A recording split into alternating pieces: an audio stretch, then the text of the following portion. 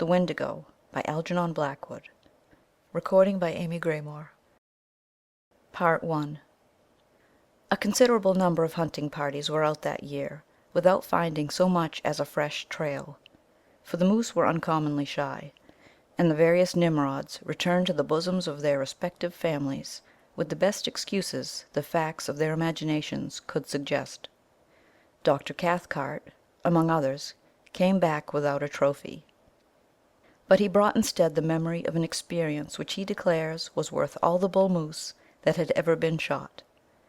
But then Cathcart, of Aberdeen, was interested in other things besides moose, amongst them the vagaries of the human mind.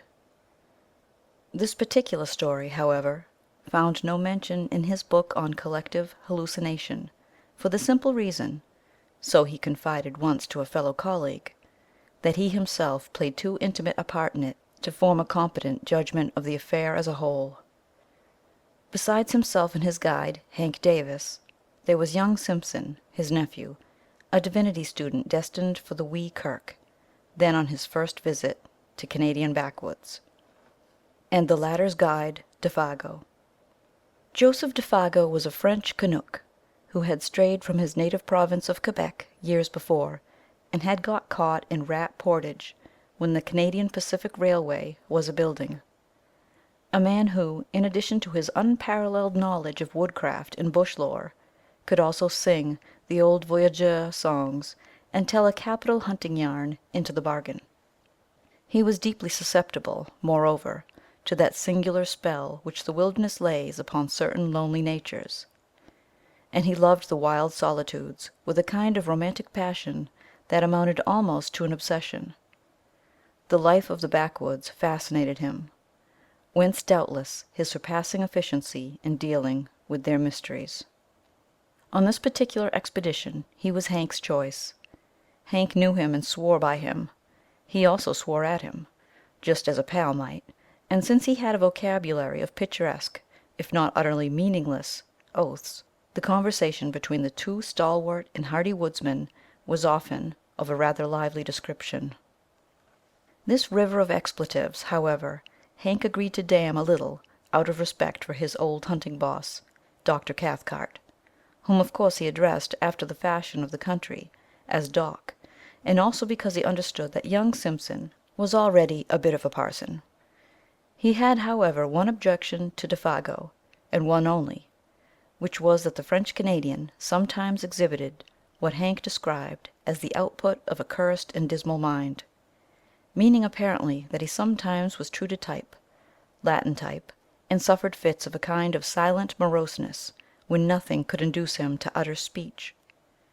Défago, that is to say, was imaginative and melancholy, and as a rule it was too long a spell of civilization that induced the attacks, for a few days of the wilderness invariably cured them. This then was the party of four that found themselves in camp the last week in October of that shy moose year, way up in the wilderness north of Rat Portage, a forsaken and desolate country. There was also Punk, an Indian, who had accompanied Dr. Cathcart and Hank on their hunting trips in previous years, and who acted as a cook.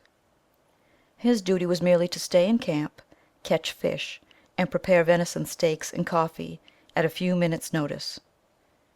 He dressed in the worn-out clothes bequeathed to him by former patrons, and except for his coarse black hair and dark skin, he looked in these city garments no more like a real redskin than a stage Negro looks like a real African.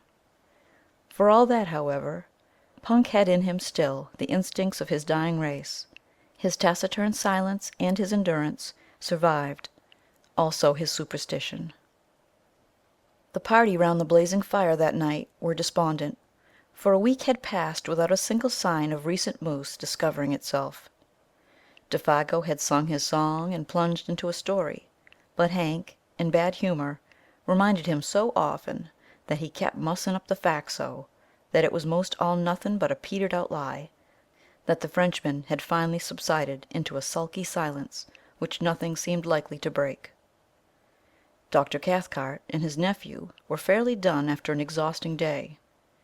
Punk was washing up the dishes, grunting to himself under the lean-to of branches, where he later also slept.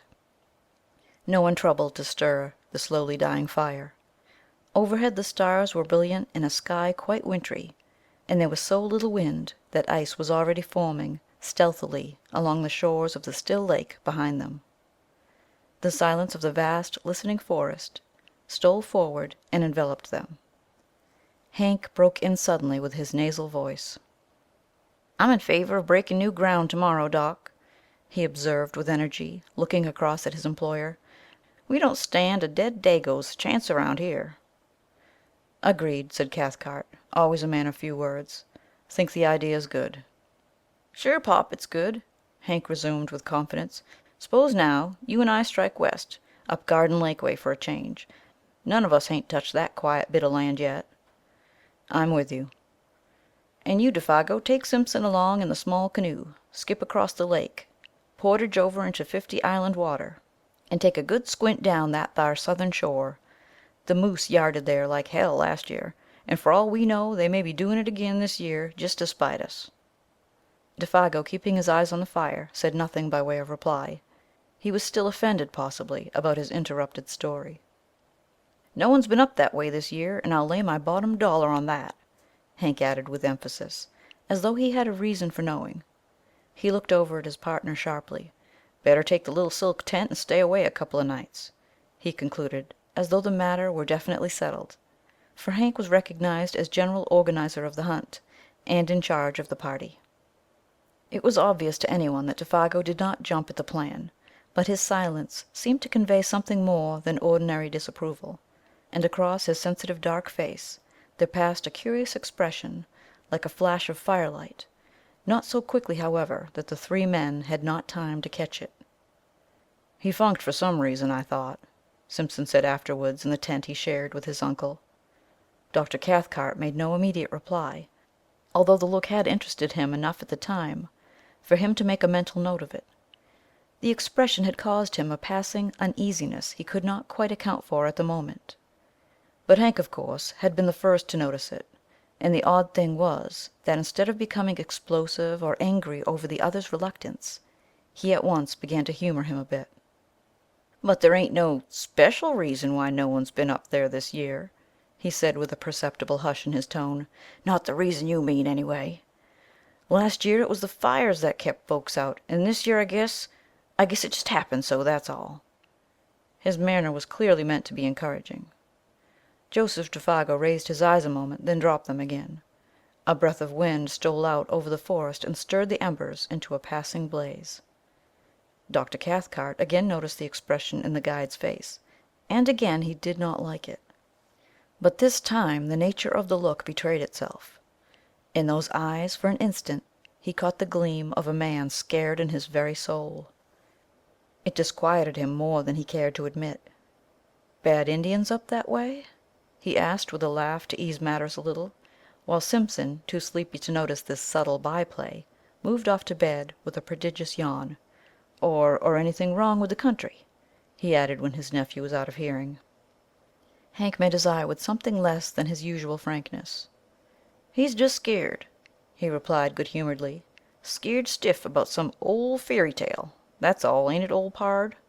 And he gave Défago a friendly kick on the moccasined foot that lay nearest the fire. Défago looked up quickly, as from an interrupted reverie, a reverie, however, that had not prevented his seeing all that went on about him. "Scared nothin'," he answered with a flush of defiance. "There's nothin' in the bush that can scare Joseph Défago, and don't you forget it." And the natural energy with which he spoke made it impossible to know whether he told the whole truth or only part of it. Hank turned towards the doctor. He was just going to add something when he stopped abruptly and looked around. A sound close behind them in the darkness made all three start. It was old Punk, who had moved up from his lean-to while they talked and now stood there just beyond the circle of firelight, listening. "'Nother time, Doc," Hank whispered with a wink, "when the gallery ain't stepped down into the stalls." And springing to his feet, he slapped the Indian on the back and cried noisily, "Come up to the fire and warm your dirty red skin a bit." He dragged him towards the blaze and threw more wood on. "That was a mighty good feed you give us an hour or two back," he continued heartily, as though to set the man's thoughts on another scent. And it ain't Christian to let you stand out there freezing your old soul to hell while we're getting all good and toasted." Punk moved in and warmed his feet, smiling darkly at the other's volubility, which he only half understood, but saying nothing. And presently Dr. Cathcart, seeing that further conversation was impossible, followed his nephew's example and moved off to the tent, leaving the three men smoking over the now blazing fire. It's not easy to undress in a small tent without waking one's companion, and Cathcart, hardened and warm-blooded as he was in spite of his 50-odd years, did what Hank would have described as "considerable of his twilight" in the open. He noticed during the process that Punk had meanwhile gone back to his lean-to, and that Hank and Défago were at it hammer and tongs, or rather hammer and anvil, the little French Canadian being the anvil. It was all very like the conventional stage picture of Western melodrama, the fire lighting up their faces with patches of alternate red and black, Défago in slouch hat and moccasins in the part of the Badlands villain, Hank open-faced and hatless, with that reckless fling of his soldiers, the honest and deceived hero, and old Punk eavesdropping in the background, supplying the atmosphere of mystery. The doctor smiled as he noticed the details, but at the same time something deep within him, he hardly knew what, shrank a little, as though an almost imperceptible breath of warning had touched the surface of his soul and was gone again before he could seize it. Probably it was traceable to that scared expression he had seen in the eyes of Défago. Probably, for this hint of fugitive emotion otherwise escaped his usually so keen analysis. Défago, he was vaguely aware, might cause trouble somehow. He was not as steady a guide as Hank, for instance. Further than that he could not get. He watched the men a moment longer before diving into the stuffy tent where Simpson already slept soundly. Hank, he saw, was swearing like a mad African in a New York nigger saloon, but it was the swearing of affection. The ridiculous oaths flew freely now that the cause of their obstruction was asleep. Presently he put his arm almost tenderly upon his comrade's shoulder, and they moved off together into the shadows where their tent stood faintly glimmering. Punk, too, a moment later followed their example and disappeared between his odorous blankets in the opposite direction. Dr. Cathcart then likewise turned in, weariness and sleep still fighting in his mind with an obscure curiosity to know what it was that had scared Défago about the country up 50 Island Waterway, wondering, too, why Punk's presence had prevented the completion of what Hank had to say. Then sleep overtook him. He would know tomorrow. Hank would tell him the story while they trudged after the elusive moose. Deep silence fell about the little camp, planted there so audaciously in the jaws of the wilderness. The lake gleamed like a sheet of black glass beneath the stars. The cold air pricked. In the draughts of night that poured their silent tide from the depths of the forest, with messages from distant ridges and from lakes just beginning to freeze, there lay already the faint, bleak odors of coming winter. White men, with their dull scent, might never have divined them. The fragrance of the wood fire would have concealed from them these almost electrical hints of moss and bark and hardening swamp 100 miles away. Even Hank and Défago, subtly in league with the soul of the woods as they were, would probably have spread their delicate nostrils in vain. But an hour later, when all slept like the dead, old Punk crept from his blankets and went down to the shore of the lake like a shadow, silently, as only Indian blood can move. He raised his head and looked about him. The thick darkness rendered sight of small avail, but like the animals he possessed other senses that darkness could not mute. He listened, then sniffed the air. Motionless as a hemlock stem he stood there. After 5 minutes again he lifted his head and sniffed, and yet once again. A tingling of the wonderful nerves that betrayed itself by no outer sign ran through him as he tested the keen air. Then, merging his figure into the surrounding blackness in a way that only wild men and animals understand, he turned, still moving like a shadow, and went stealthily back to his lean-to and his bed. And soon after he slept, the change of wind he had divined stirred gently the reflection of the stars within the lake. rising among the far ridges of the country beyond 50 Island Water. It came from the direction in which he had stared, and it passed over the sleeping camp with a faint and sighing murmur through the tops of the big trees that was almost too delicate to be audible. With it down the desert paths of night, though too faint, too high even for the Indian's hair-like nerves, there passed a curious thin odor, strangely disquieting, an odor of something that seemed unfamiliar, utterly unknown. The French Canadian and the man of Indian blood each stirred uneasily in his sleep just about this time, though neither of them woke.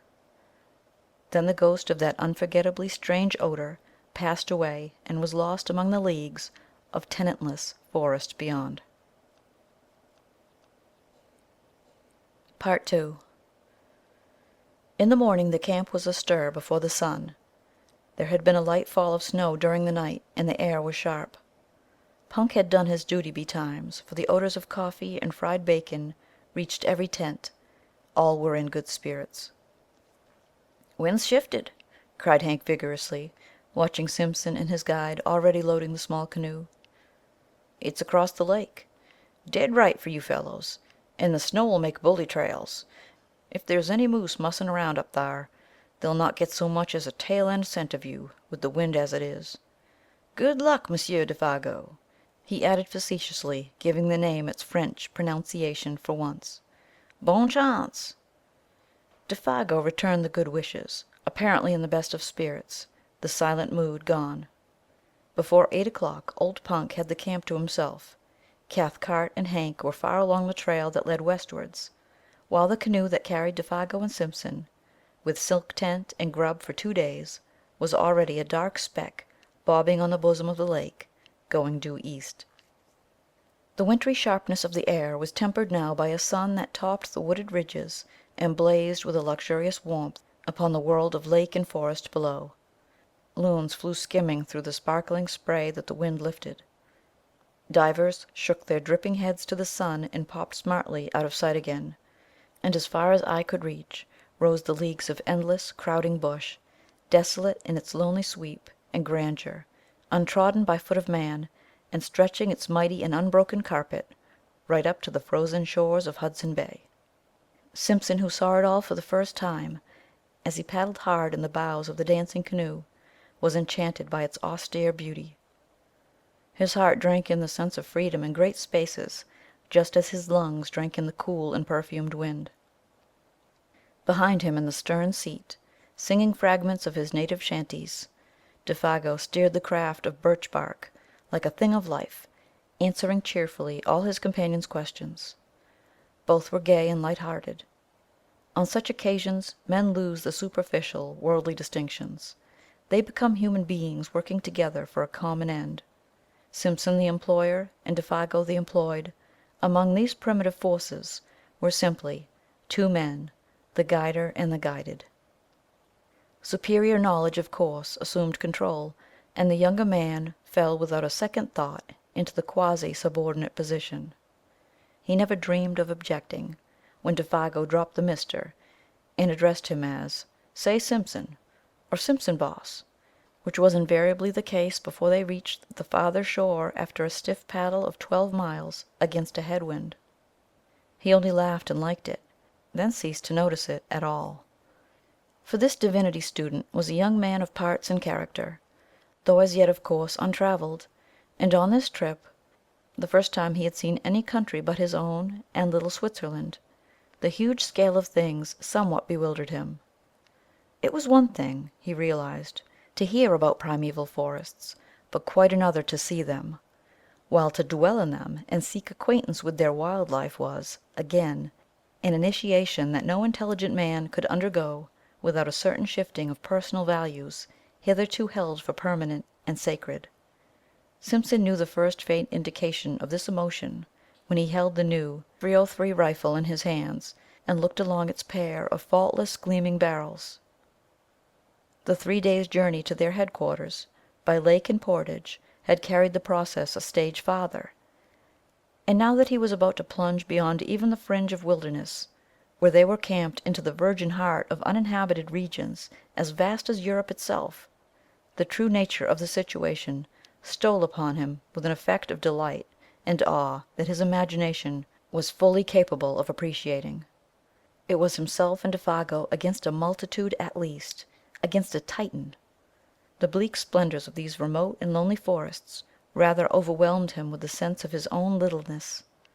That stern quality of the tangled backwoods, which can only be described as merciless and terrible, rose out of these far blue woods swimming upon the horizon, and revealed itself. He understood the silent warning.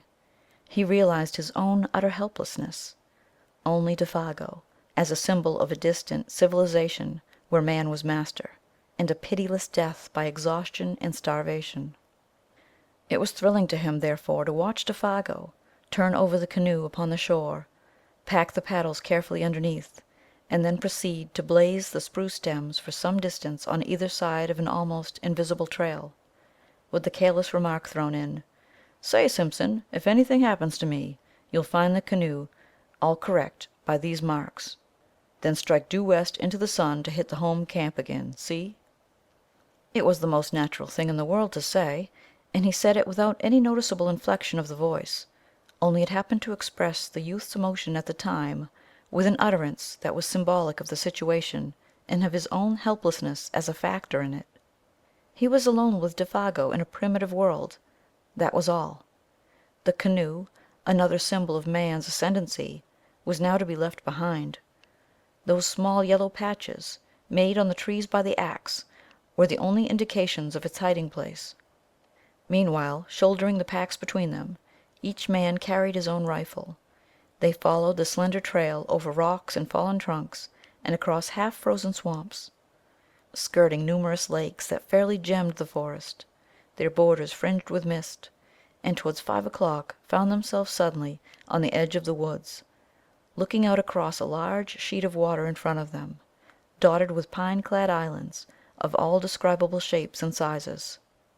"50 Island water," announced Défago wearily, "and the sun just going to dip his bald old head into it," he added with unconscious poetry, and immediately they set about pitching camp for the night. In a very few minutes, under those skillful hands that never made a movement too much or a movement too little, the silk tent stood taut and cozy, the beds of balsam boughs ready laid, and a brisk cooking fire burned with the minimum of smoke.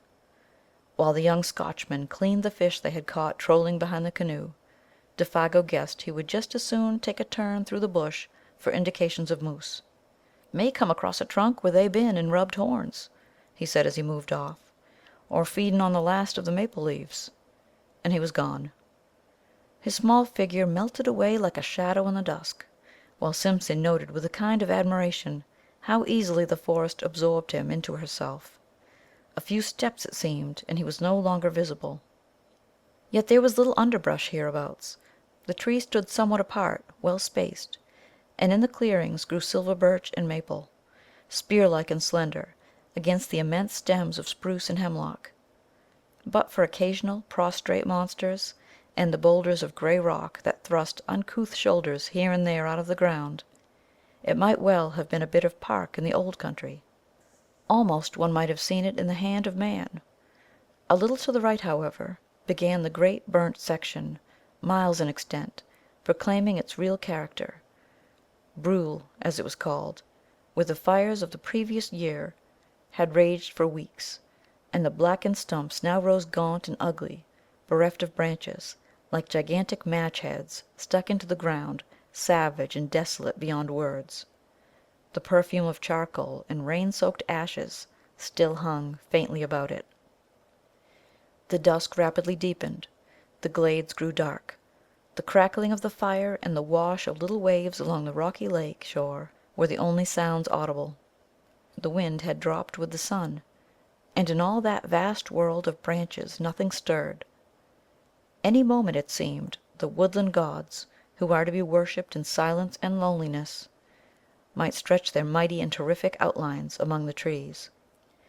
In front, through the doorways pillared by huge straight stems, lay the stretch of 50 Island water, a crescent-shaped lake some 15 miles from tip to tip, and perhaps 5 miles across, where they were camped. A A sky of rose and saffron, more clear than any atmosphere Simpson had ever known, still dropped its pale streaming fires across the waves, where the islands, 100 surely, rather than 50, floated like fairy barks of some enchanted fleet, fringed with pines whose crests fingered most delicately the sky. They almost seemed to move upwards as the light faded, about to weigh anchor and navigate the pathways of the heavens instead of the currents of their native and desolate lake. And strips of colored cloud, like flaunting pennons, signaled their departure to the stars. The beauty of the scene was strangely uplifting. Simpson smoked the fish and burnt his fingers into the bargain in his efforts to enjoy it, and at the same time tend the frying pan and the fire. Yet ever at the back of his thoughts lay that other aspect of the wilderness, the indifference to human life, the merciless spirit of desolation which took no note of man, the sense of his utter loneliness, now that even Défago had gone, came close as he looked about him and listened for the sound of his companion's returning footsteps. There was pleasure in the sensation, yet with it a perfectly comprehensible alarm, and instinctively the thought stirred in him, what should could I do, if anything happened and he did not come back? They enjoyed their well-earned supper, eating untold quantities of fish, and drinking unmilked tea strong enough to kill men who had not covered 30 miles of hard going, eating little on the way. And when it was over, they smoked and told stories round the blazing fire, laughing, stretching weary limbs, and discussing plans for the morrow. Défago was in excellent spirits, though disappointed at having no signs of moose to report. But it was dark and he had not gone far. The brule, too, was bad. His clothes and hands were smeared with charcoal. Simpson, watching him, realized with renewed vividness their position, alone together in the wilderness.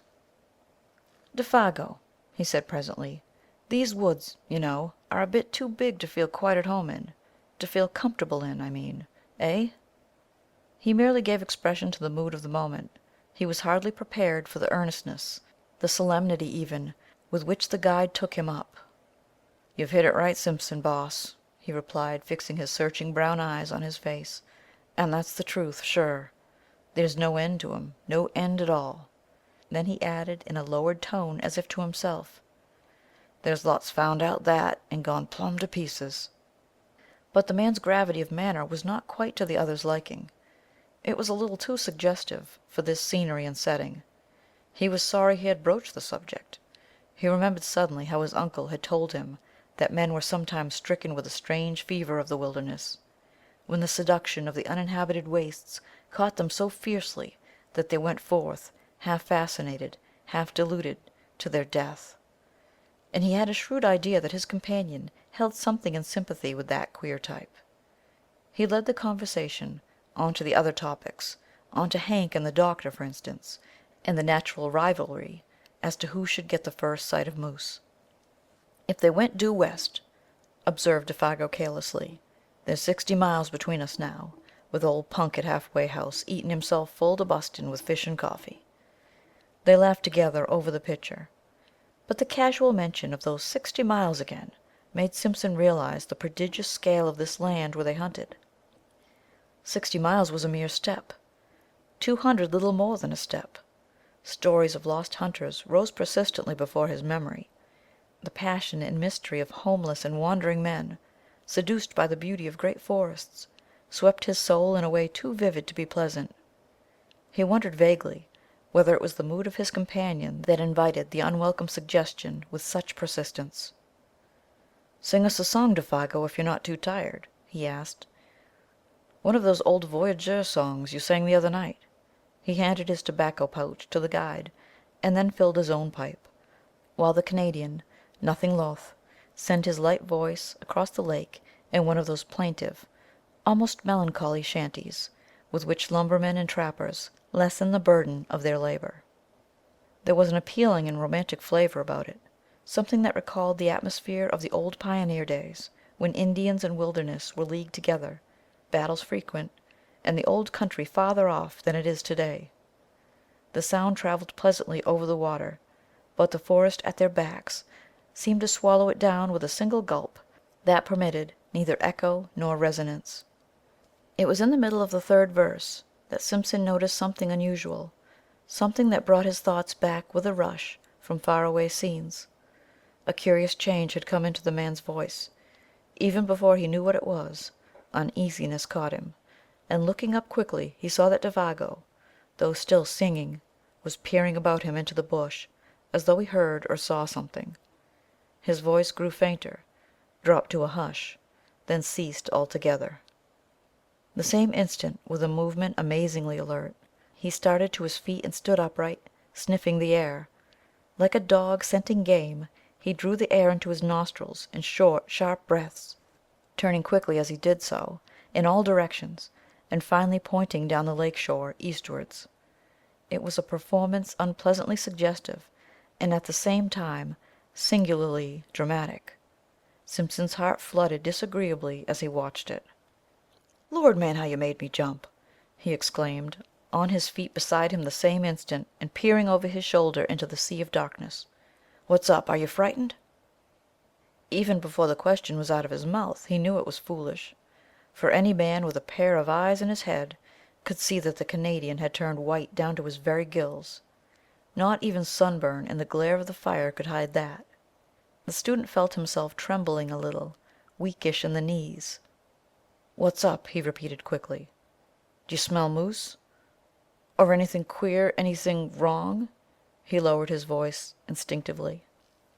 The forest pressed round them with its encircling wall. The nearer tree stems gleamed like bronze in the firelight. Beyond that, blackness, and so far as he could tell, a silence of death. Just behind them a passing puff of wind lifted a single leaf, looked at it, then laid it softly down again without disturbing the rest of the covey. It seemed as if a million invisible causes had combined just to produce that single visible effect. Other life pulsed about them and was gone. Défago turned abruptly. The livid hue of his face had turned to a dirty gray. "I never said I heerd or smelt nothin'," he said slowly and emphatically, in an oddly altered voice that conveyed somehow a touch of defiance. "I was only taking a look around, so to speak. It's always a mistake to be too previous with your questions." Then he added suddenly, with obvious effort, in his more natural voice, "Have you got the matches, Boss Simpson?" and proceeded to light the pipe he had half filled just before he began to sing. Without speaking another word they sat down again by the fire, Défago changing his side so that he could face the direction the wind came from, for even a tenderfoot could tell that. Défago changed his position in order to hear and smell all there was to be heard and smelt, and since he now faced the lake with his back to the trees, it was evidently nothing in the forest that had sent so strange and sudden a warning to his marvelously trained nerves. "Guess now I don't feel like singing any," he explained presently of his own accord. "That song kind of brings back memories that's troublesome to me. I never oughter have begun it. It sets me on to imagining things, see?" Clearly the man was still fighting with some profoundly moving emotion. He wished to excuse himself in the eyes of the other, but the explanation, in that it was only part of the truth, was a lie, and he knew perfectly well that Simpson was not deceived by it. For nothing could explain away the livid terror that had dropped over his face while he stood there sniffing the air. And nothing, no amount of blazing fire or chatting on ordinary subjects, could make that camp exactly as it had been before. The shadow of an unknown horror, naked if unguessed, that had flashed for an instant in the face and gestures of the guide, had also communicated itself, vaguely and therefore more potently, to his companion. The guide's visible efforts to dissemble the truth only made things worse. Moreover, to add to the younger man's uneasiness was the difficulty, nay, the impossibility he felt of asking questions, and also his complete ignorance as to the cause. Indians, wild animals, forest fires, all these he knew were wholly out of the question. His imagination searched vigorously, but in vain. Yet somehow or other, after another long spell of smoking, talking, and roasting themselves before the great fire, the shadow that had so suddenly invaded their peaceful camp began to skirt. Perhaps Défago's efforts, or the return of his quiet and normal attitude, accomplished this. Perhaps Simpson himself had exaggerated the affair out of all proportion to the truth. Or possibly the vigorous air of the wilderness brought its own powers of healing. Whatever the cause, the feeling of immediate horror seemed to have passed away as mysteriously as it had come, for nothing occurred to feed it. Simpson began to feel that he had permitted himself the unreasoning terror of a child. He put it down partly to a certain subconscious excitement that this wild and immense scenery generated in his blood, partly to the spell of solitude, and partly to over-fatigue. That pallor in the guide's face was, of course, uncommonly hard to explain, yet it might have been due in some way to an effect of firelight or his own imagination. He gave it the benefit of the doubt. He was Scotch. When a somewhat unordinary emotion has disappeared, the mind always finds a dozen ways of explaining away its causes. Simpson lit a last pipe and tried to laugh to himself. On getting home to Scotland it would make quite a good story. He did not realize that his laughter was a sign that terror still lurked in the recesses of his soul, that in fact it was merely one of the conventional signs by which a man, seriously alarmed, tries to persuade himself that he is not so. Défago, however, heard that low laughter and looked up with surprise on his face. The two men stood side by side, kicking the embers about before going to bed. It was 10 o'clock, a late hour for hunters to be still awake. "What's ticklin' yer?"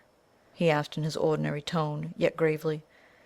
I was thinking of our little toy woods at home just at that moment," stammered Simpson, coming back to what really dominated his mind, and startled by the question, "and comparing them to all this," and he swept his arms round him to indicate the bush.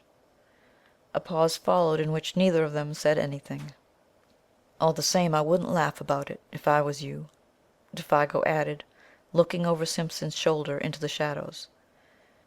"There's places in there nobody won't never see into. Nobody knows what lives in there either." "Too big, too far off?" The suggestion in the guide's manner was immense and horrible. Défago nodded. The expression on his face was dark. He too felt uneasy. The young man understood that in a hinterland of this size there might well be depths of woods that would never in the life of the world be known or trodden. The thought was not exactly the sort he welcomed.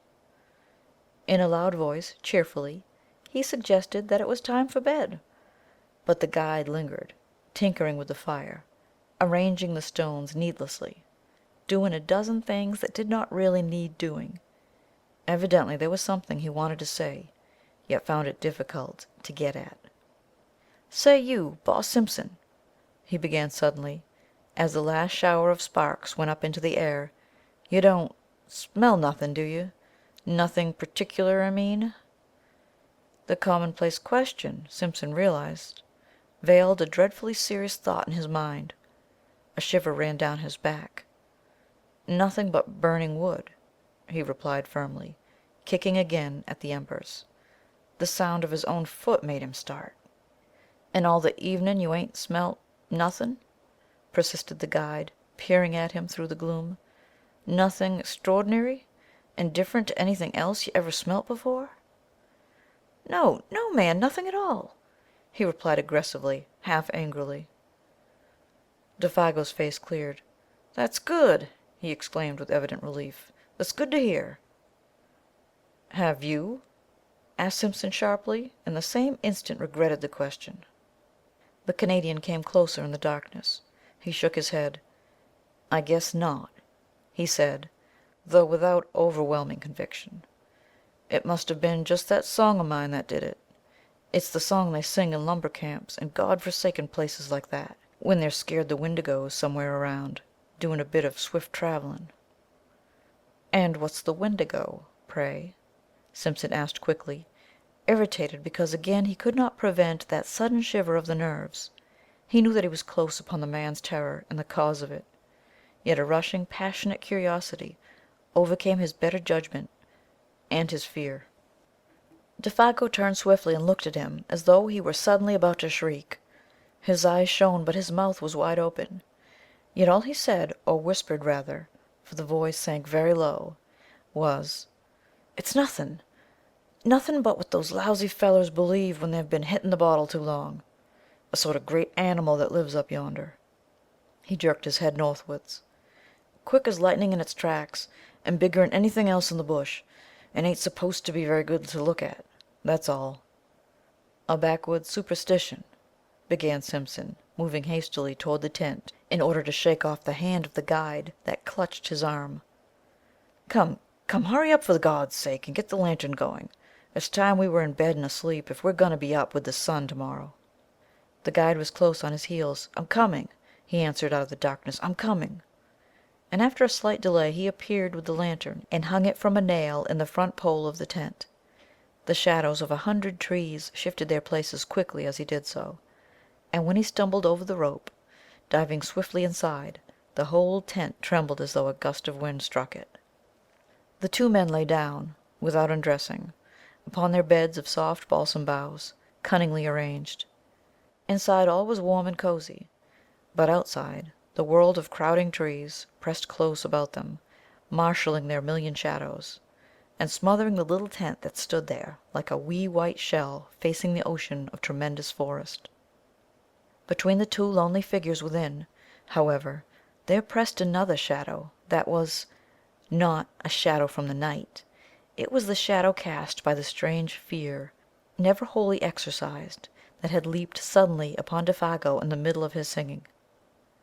And Simpson, as he lay there, watching the darkness through the open flap of the tent, ready to plunge into the fragrant abyss of sleep, knew first that unique and profound stillness of a primeval forest when no wind stirs, and when the night has weight and substance that enters into the soul to bind a veil about it.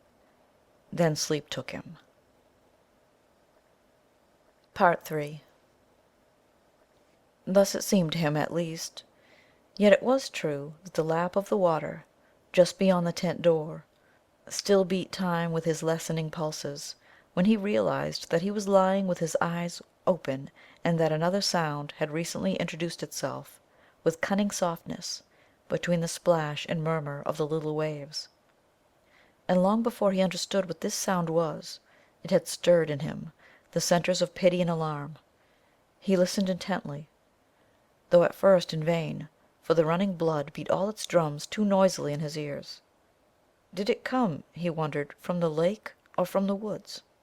Then suddenly, with a rush and a flutter of the heart, he knew that it was close beside him in the tent, and when he turned over for a better hearing, it focused itself unmistakably not 2 feet away. It was a sound of weeping. Défago, upon his bed of branches, was sobbing in the darkness as though his heart would break, the blankets evidently stuffed against his mouth to stifle it. And his first feeling, before he could think or reflect, was the rush of a poignant and searching tenderness. This intimate human sound, heard amid the desolation about them, woke pity. It was so incongruous, so pitifully incongruous, and so vain. Tears in this vast and cruel wilderness, of what avail?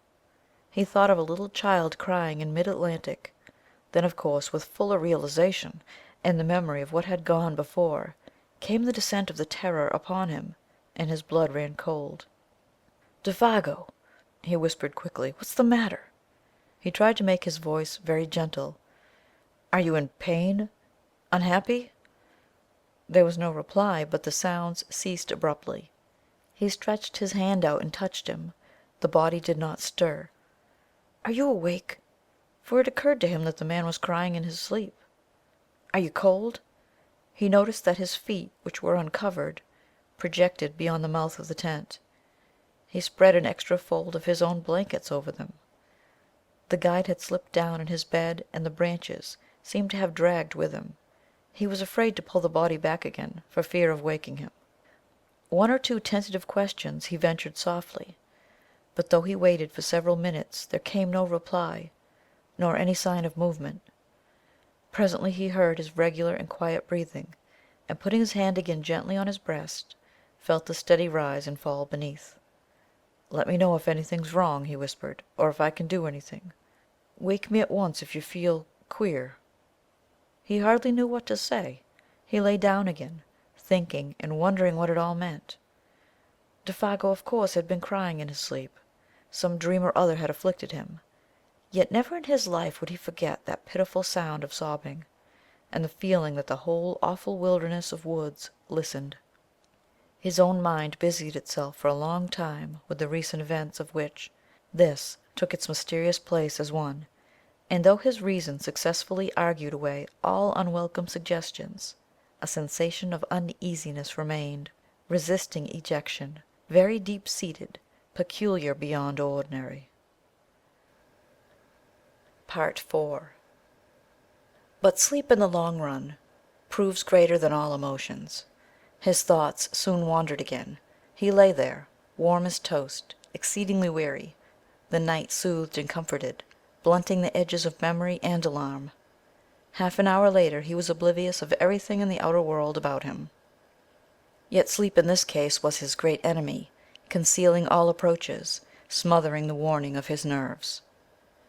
As sometimes in a nightmare events crowd upon each other's heels with a conviction of dreadfulest reality, yet some inconsistent detail accuses the whole display of incompleteness and disguise, so the events that now followed, though they actually happened, persuaded the mind somehow that the detail which could explain them had been overlooked in the confusion, and that therefore they were but partly true, the rest delusion.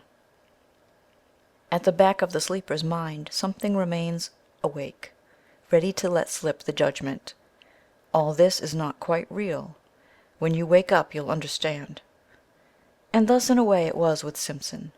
The events, not wholly inexplicable or incredible in themselves, yet remained for the man who saw and heard them a sequence of separate facts of cold horror, because the little piece that might have made the puzzle clear lay concealed or overlooked.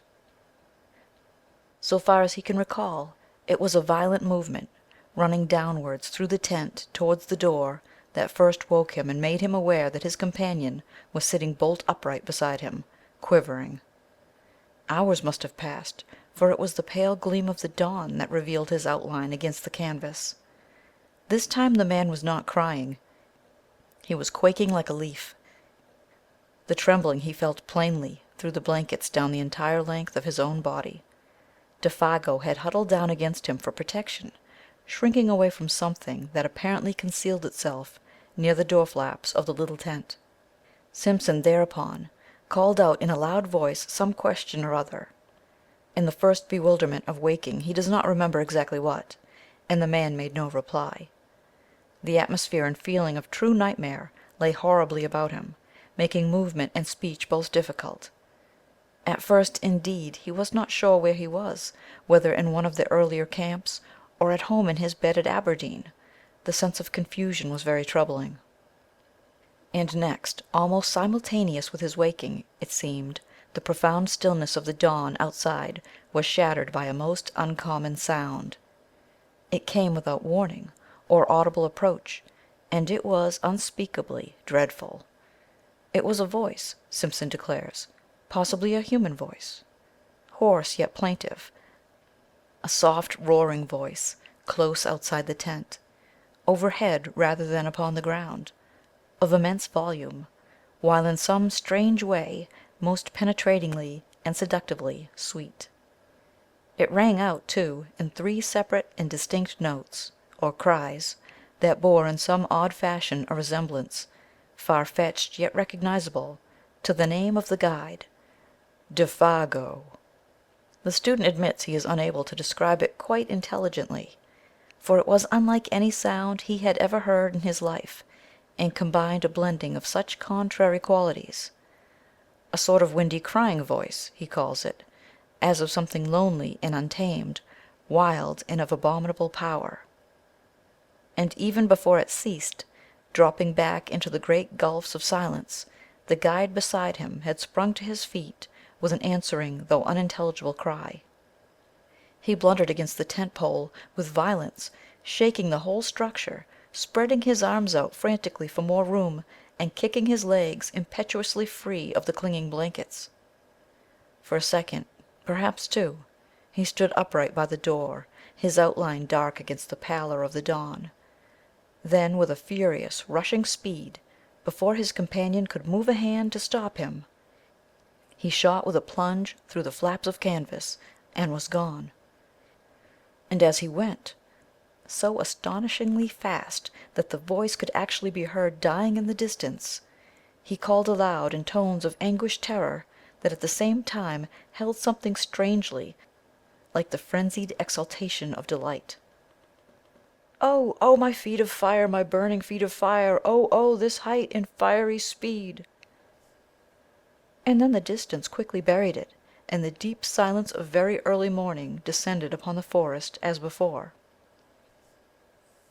It had all come about with such rapidity that, but for the evidence of the empty bed beside him, Simpson could almost have believed it to have been the memory of a nightmare carried over from sleep. He still felt the warm pressure of that vanished body against his side. There lay the twisted blankets in a heap. The very tent yet trembled with the vehemence of the impetuous departure. The strange words rang in his ears, as though he still heard them in the distance, wild language of a suddenly stricken mind.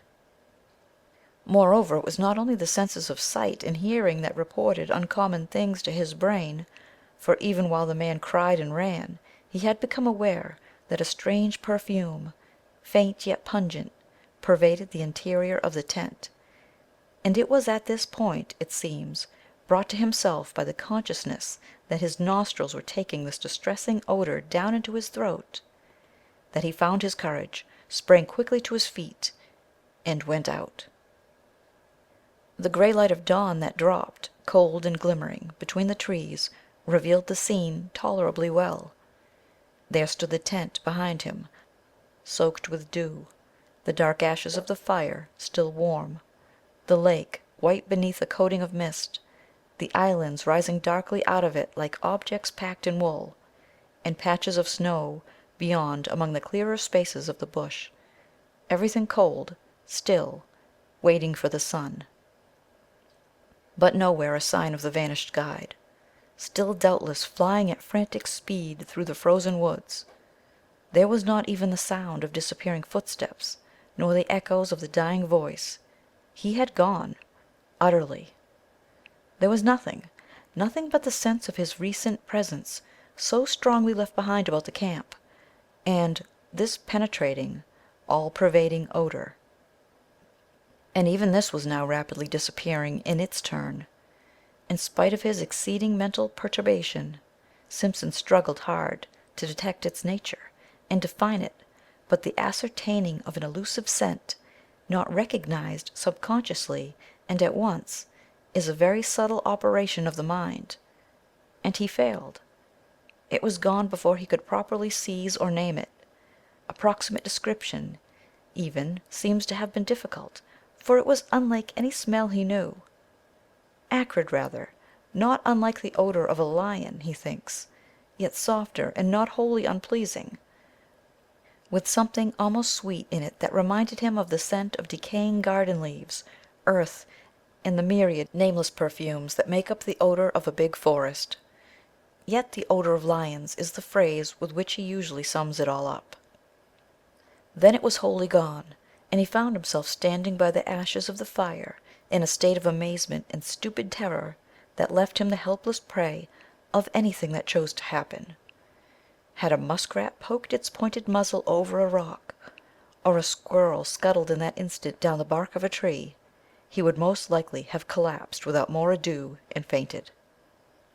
For he felt about the whole affair the touch somewhere of a great outer horror, and his scattered powers had not as yet had time to collect themselves into a definite attitude of fighting self-control. Nothing did happen, however. A great kiss of wind ran softly through the awakening forest, and a few maple leaves here and there rustled tremblingly to earth. The sky seemed to grow suddenly much lighter. Simpson felt the cool air upon his cheek and uncovered head, realized that he was shivering with the cold, and making a great effort, realized next that he was alone in the bush, and that he was called upon to take immediate steps to find and succor his vanished companion. Make an effort, accordingly, he did, though an ill-calculated and futile one. With that wilderness of trees about him, the sheet of water cutting him off behind, and the horror of that wild cry in his blood, he did what any other inexperienced man would have done in similar bewilderment.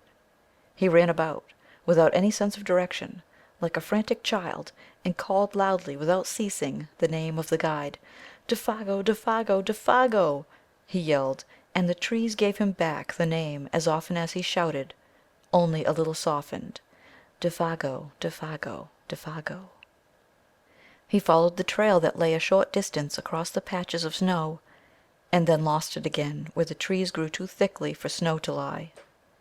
He shouted till he was hoarse, and till the sound of his own voice in all that unanswering and listening world began to frighten him. His confusion increased in direct ratio to the violence of his efforts. His distress became formidably acute, till at length his exertions defeated their own object, and from sheer exhaustion he headed back to the camp again. It remains a wonder that he ever found his way. It was with great difficulty, and only after numberless false clues, that he at last saw the white tent between the trees, and so reached safety. Exhaustion then applied its own remedy, and he grew calmer. He made the fire and breakfasted. Hot coffee and bacon put a little sense and judgment into him again, and he realized that he had been behaving like a boy. He now made another and more successful attempt to face the situation collectedly, and a nature naturally plucky coming to his assistance, he decided that he must first make as thorough a search as possible, failing success in which, he must find his way into the home camp as best he could and bring help. And this was what he did. Taking food, matches, and rifle with him, and a small axe to blaze the trees against his return journey, he set forth. It was 8 o'clock when he started, the sun shining over the tops of the trees in a sky without clouds. Pinned to a stake by the fire he left a note in case Défago returned while he was away. This time, according to a careful plan, he took a new direction, intending to make a wide sweep that must sooner or later cut into the indications of the guide's trail. And before he had gone a quarter of a mile, he came across the tracks of a large animal in the snow, and beside it the light and smaller tracks of what were beyond question human feet, the feet of Défago. The relief he at once experienced was natural, though brief, for at first sight he saw in these tracks a simple explanation of the whole matter. These big marks had surely been left by a bull moose, that wind against it had blundered upon the camp, and uttered its singular cry of warning and alarm the moment its mistake was apparent.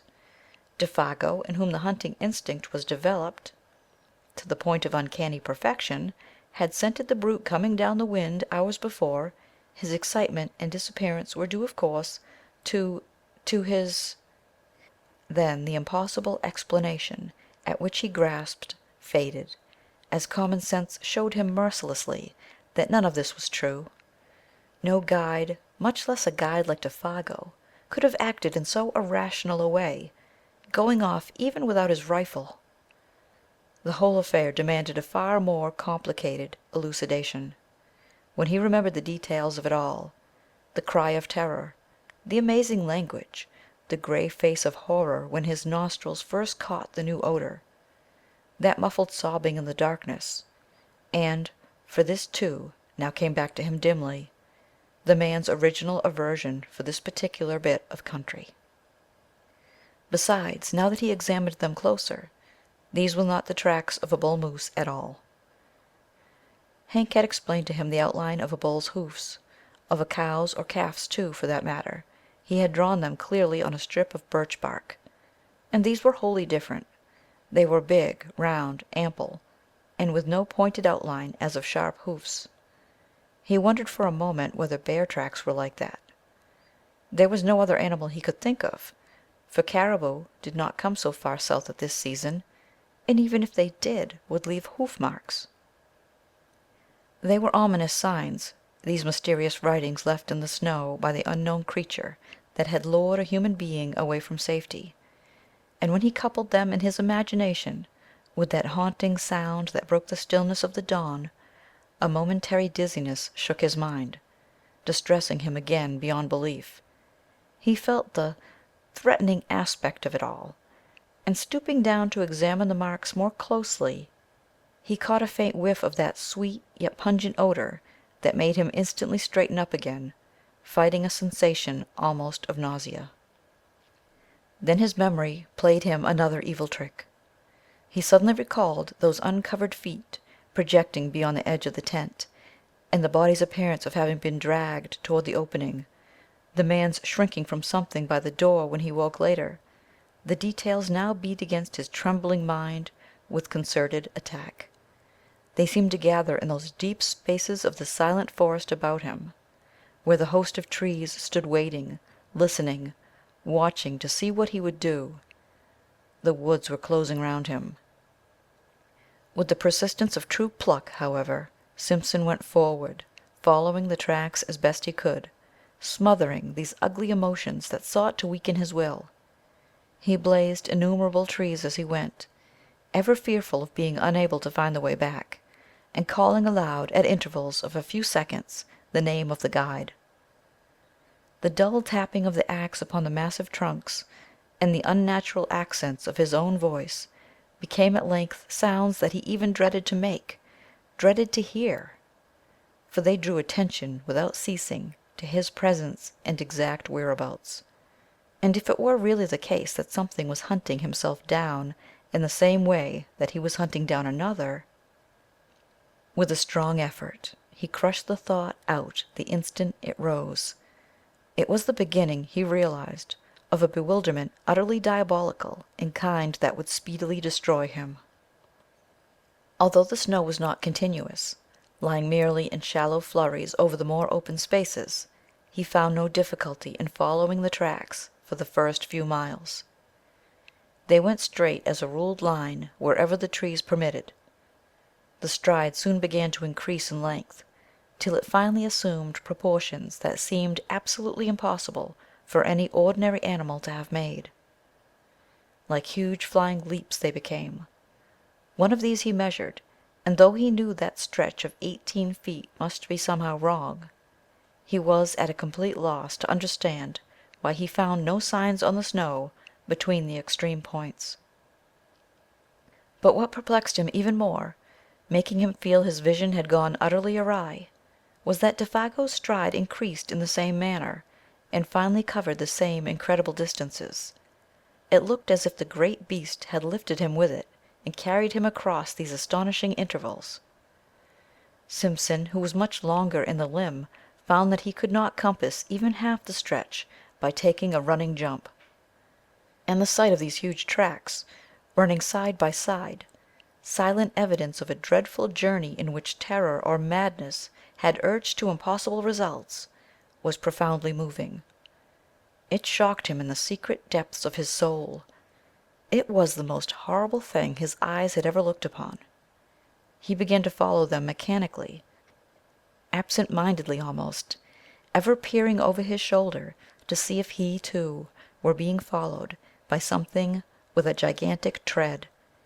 And soon it came about that he no longer quite realized what it was they signified, these impressions left upon the snow by something nameless and untamed, always accompanied by the footmarks of the little French Canadian, his guide, his comrade, the man who had shared his tent a few hours before, chatting, laughing, even singing by his side. Part 5. For a man of his years and inexperience, only a canny Scot, perhaps, grounded in common sense and established in logic, could have preserved even that measure of balance that this youth somehow or other did manage to preserve through the whole adventure. Otherwise, two things he presently noticed, while forging pluckily ahead, must have sent him headlong back to the comparative safety of his tent, instead of only making his hands close more tightly upon the rifle stock, while his heart, trained for the wee kirk, sent a wordless prayer winging its way to heaven. Both tracks he saw had undergone a change, and this change, so far as it concerned the footsteps of the man, was in some undecipherable manner appalling. It was in the bigger tracks he first noticed this, and for a long time he could not quite believe his eyes. Was it the blown leaves that produced odd effects of light and shade, or that the dry snow, drifting like finely ground rice about the edges, cast shadows and highlights? Or was it actually the fact that the great marks had become faintly colored?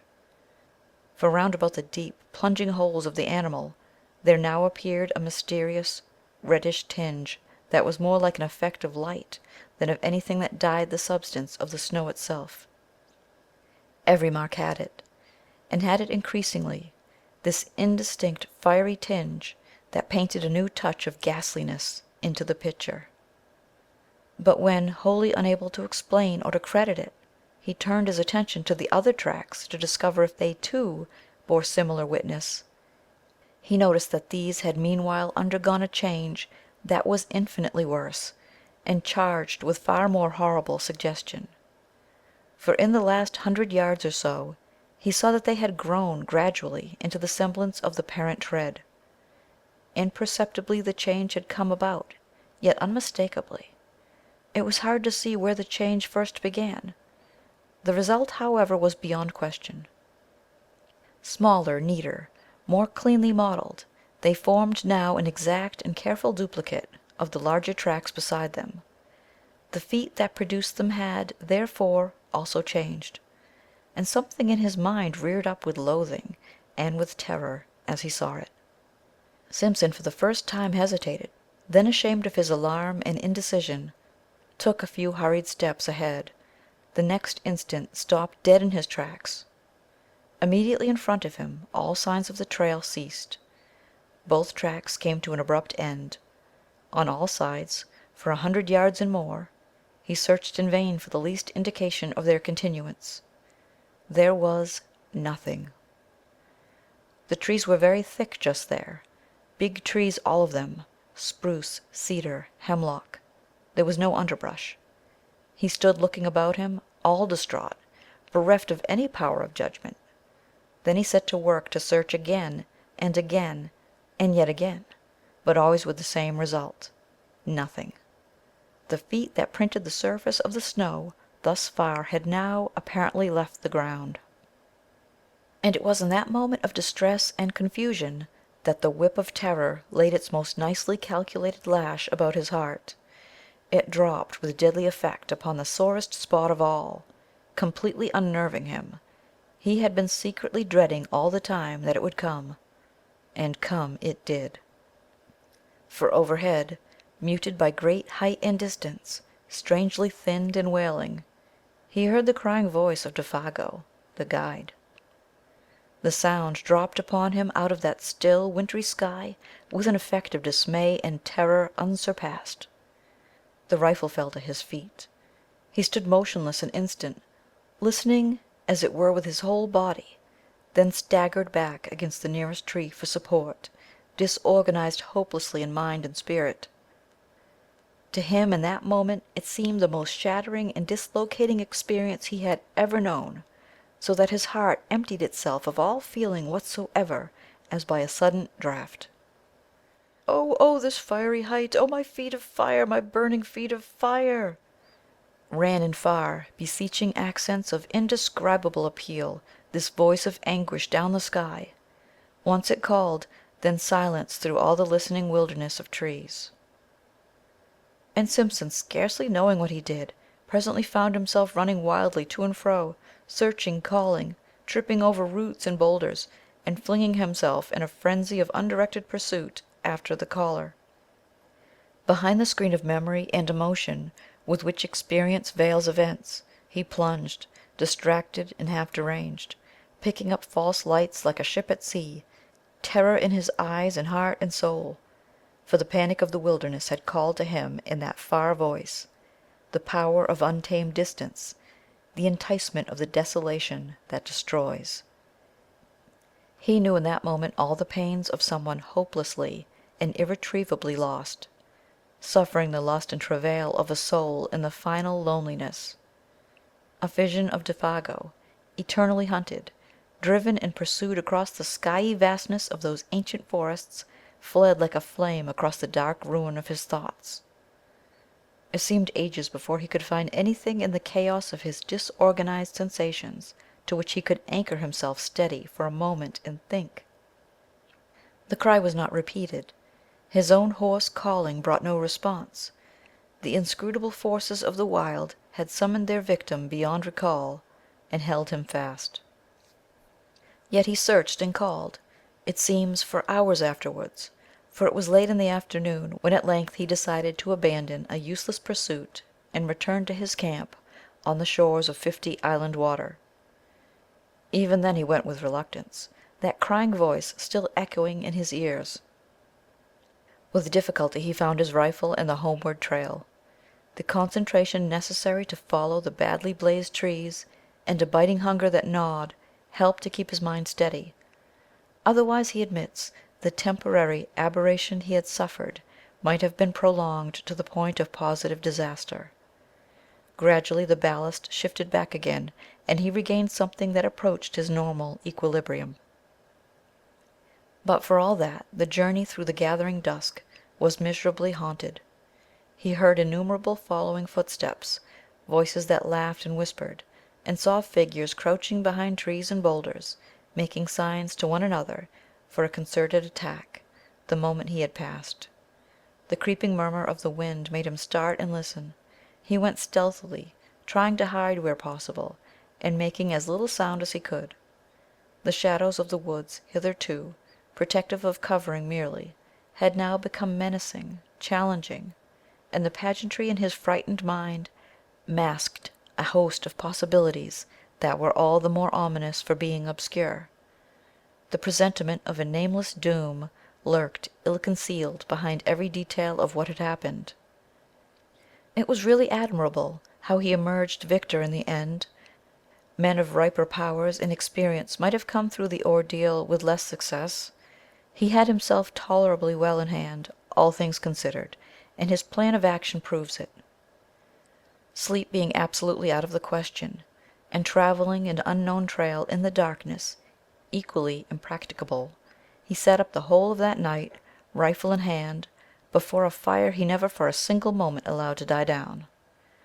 The severity of the haunted vigil marked his soul for life, but it was successfully accomplished, and with the very first signs of dawn he set forth upon the long return journey to the home camp to get help.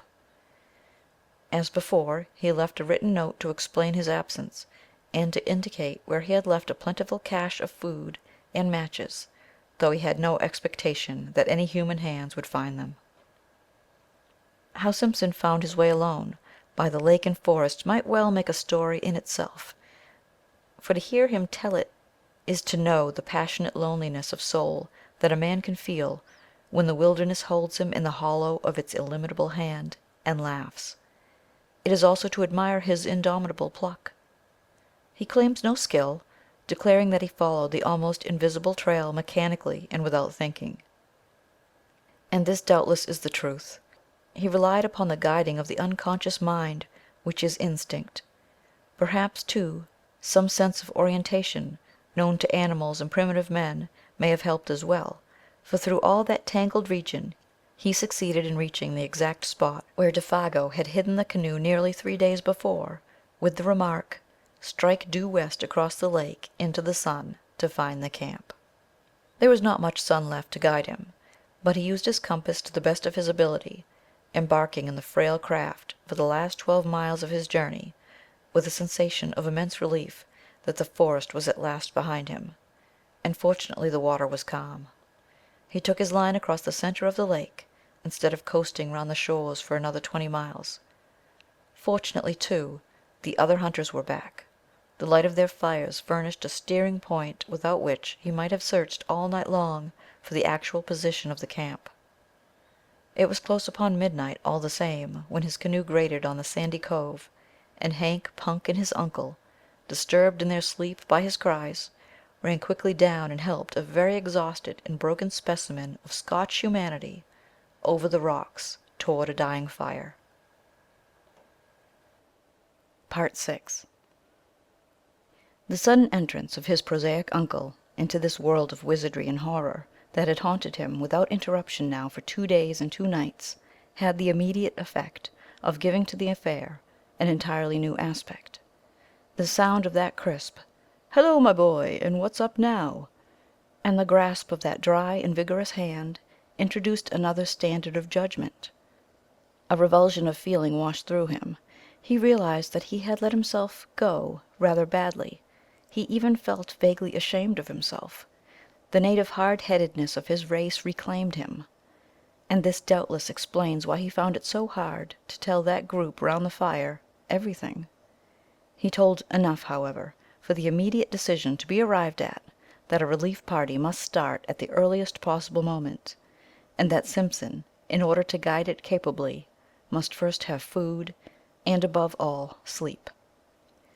Dr. Cathcart, observing the lad's condition more shrewdly than his patient knew, gave him a very slight injection of morphine. For 6 hours he slept like the dead. From the description carefully written out afterwards by this student of divinity, it appears that the account he gave to the astonished group omitted sundry vital and important details. He declares that, with his uncle's wholesome matter-of-fact countenance staring him in the face, he simply had not the courage to mention them. Thus all the search party gathered, it would seem, was that Défago had suffered in the night an acute and inexplicable attack of mania, had imagined himself called by someone or something, and had plunged into the bush after it, without food or rifle, where he must die a horrible and lingering death by cold and starvation unless he could be found and rescued in time. In time, moreover, meant at once. In the course of the following day, however, they were off by 7, leaving Punk in charge, with instructions to have food and fire always ready. Simpson found it possible to tell his uncle a good deal more of the story's true inwardness, without divining that it was drawn out of him, as a matter of fact, by a very subtle form of cross-examination. By the time they reached the beginning of the trail, where the canoe was laid up against the return journey, he had mentioned how Défago spoke vaguely of something he called a Wendigo, how he cried in his sleep, how he imagined an unusual scent about the camp, and had betrayed other symptoms of mental excitement. He also admitted the bewildering effect of that extraordinary odor upon himself, pungent and acrid like the odor of lions. And by the time they were within an easy hour of 50 Island Water, he had let slip the further fact, a foolish avowal of his own hysterical condition, as he felt afterwards, that he had heard the vanished guide call for help. He omitted the singular phrases used, for he simply could not bring himself to repeat the preposterous language. Also, while describing how the man's footsteps in the snow had gradually assumed an exact miniature likeness of the animal's plunging tracks, he left out the fact that they were measured a wholly incredible distance. It seems a question nicely balanced between individual pride and honesty, what he should reveal and what suppress. He mentioned the fiery tinge in the snow, for instance, yet shrank from telling that body in bed had been partly dragged out of the tent, with the net result that Dr. Cathcart, adroit psychologist that he fancied himself to be, had assured him clearly enough exactly where his mind, influenced by loneliness, bewilderment, and terror, had yielded to the strain and invited delusion. While praising his conduct, he managed at the same time to point out where, when, and how his mind had gone astray. He made his nephew think himself finer than he was by judicious praise, yet more foolish than he was by minimizing the value of the evidence. Like many another materialist, that is, he lied cleverly on the basis of insufficient knowledge, because the knowledge supplied seemed to his own particular intelligence inadmissible. "The spell of these terrible solitudes," he said, "cannot leave any mind untouched, any mind, that is, possessed of the higher imaginative qualities. It has worked upon yours exactly as it worked upon mine when I was your age. The animal that haunted your little camp was undoubtedly a moose, for the belling of a moose may have, sometimes, a very peculiar quality of sound. The colored appearance of the big tracks was obviously a defect of vision in your own eyes produced by excitement. The size and stretch of the tracks we shall prove when we come to them. But the hallucination of an audible voice, of course, is one of the commonest forms of delusion due to mental excitement. An excitement, my dear boy, perfectly excusable, and let me add, wonderfully controlled by you under the circumstances. For the rest, I am bound to say, you have acted with a splendid courage, for the terror of feeling oneself lost in this wildness is nothing short of awful, and had I been in your place, I don't for a moment believe I could have behaved with 1/4 of your wisdom and decision. The only thing I find it uncommonly difficult to explain is that damned odor." "It made me feel sick, I assure you," declared his nephew, "positively dizzy." His uncle's attitude of calm omniscience, merely because he knew more psychological formulae, made him slightly defiant. It was so easy to be wise in the explanation of an experience one has not personally witnessed. "A kind of desolate and terrible odor is the only way I can describe it," he concluded, glancing at the features of the quiet, unemotional man beside him. "I can only marvel," was the reply, "that under the circumstances it did not seem to you even worse." The dry words, Simpson knew, hovered between the truth and his uncle's interpretation of the truth. And so at last they came to the little camp and found the tent still standing, the remains of the fire, and the piece of paper pinned to a stake beside it, untouched. The cache, poorly contrived by inexperienced hands, however, had been discovered and opened by muskrats, mink, and squirrel. The matches lay scattered about the opening, but the food had been taken to the last crumb. "Well, fellers, he ain't here," exclaimed Hank loudly after his fashion, "and that's as sartain as the coal supply down below. But whar he's got to by this time is about as uncertain as the trade in crowns and t'other place." The presence of a divinity student was no barrier to his language at such a time, though for the reader's sake it may be severely edited. "I propose," he added, "that we start out at once and hunt for 'em like hell." The gloom of Défago's probable fate oppressed the whole party with a sense of dreadful gravity the moment they saw the familiar signs of recent occupancy, especially the tent, with the bed of balsam branches, still smoothed and flattened by the pressure of his body, seemed to bring his presence near to them. Simpson, feeling vaguely as if his world were somehow at stake, went about explaining particulars in a hushed tone. He was much calmer now, though overwearied with the strain of his many journeys. His uncle's method of explaining away rather, the details still fresh in his haunted memory, helped, too, to put ice upon his emotions. "And that's the direction he ran off in," he said to his two companions, pointing in the direction where the guide had vanished that morning in the gray dawn. "Straight down there he ran like a deer, in between the birch and the hemlock." Hank and Dr. Cathcart exchanged glances. "And it was about 2 miles down there in a straight line," continued the other, speaking with something of the former terror in his voice, "that I followed his trail to the place where it stopped dead." "And where you heerd him callin' and caught the stench, and all that rest of the wicked entertainment?" cried Hank with a volubility that betrayed his keen distress. "And where your excitement overcame you to the point of producing illusions," added Dr. Cathcart under his breath, yet not so low that his nephew did not hear it. It was early in the afternoon, for they had traveled quickly, and there was still a good 2 hours of daylight left. Dr. Cathcart and Hank lost no time in beginning the search, but Simpson was too exhausted to accompany them. They would follow the blazed marks on the trees, and where possible his footsteps. Meanwhile the best thing he could do was to keep a good fire going and rest. But after something like 3 hours' search, the darkness already down, the two men returned to camp with nothing to report. Fresh snow had covered all signs, and though they had followed the blazed trees to the spot where Simpson had turned back, they had not discovered the smallest indication of a human being, or, for that matter, of an animal. There were no fresh tracks of any kind. The snow lay undisturbed. It was difficult to know what was best to do, though in reality there was nothing more they could do. They might stay and search for weeks without much chance of success.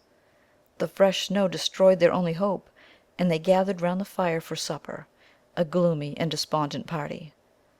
The facts indeed were sad enough, for Défago had a wife at Rat Portage, and his earnings were the family's sole means of support.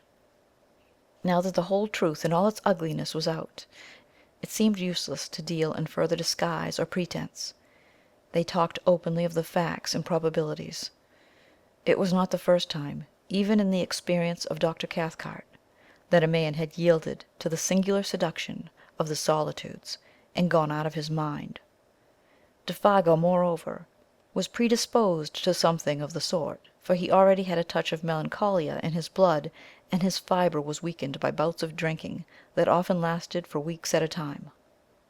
Something on this trip, one might never know precisely what, had sufficed to push him over the line, that was all, and he had gone off into the great wilderness of trees and lakes to die by starvation and exhaustion.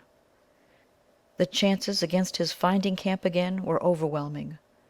The delirium that was upon him would also doubtless have increased, and it was quite likely he might do violence to himself, and so hasten his cruel fate.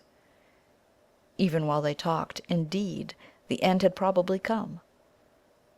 On the suggestion of Hank, his old pal, however, they proposed to wait a little longer and devote the whole of the following day, from dawn to darkness, to the most systematic search they could devise. They would divide the territory between them. They discussed their plan in great detail. All that men could do, they would do, and meanwhile they talked about the particular form in which the singular panic of the wilderness had made its attack upon the mind of the unfortunate guide. Hank, though familiar with the legend in its general outline, obviously did not welcome the turn the conversation had taken. He contributed little, though that little was illuminating, for he admitted that a story ran over all this section of the country to the effect that several Indians had seen the Wendigo along the shores of 50 Island Water in the fall of last year, and that this was the true reason of Défago's disinclination to hunt here. Hank doubtless felt that he had, in a sense, helped his old pal to death by over-persuading him.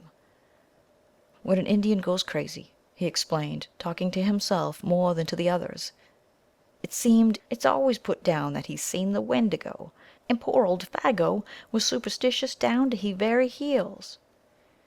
And then Simpson, feeling the atmosphere more sympathetic, told over again the full story of his astonishing tale. He left out no details this time.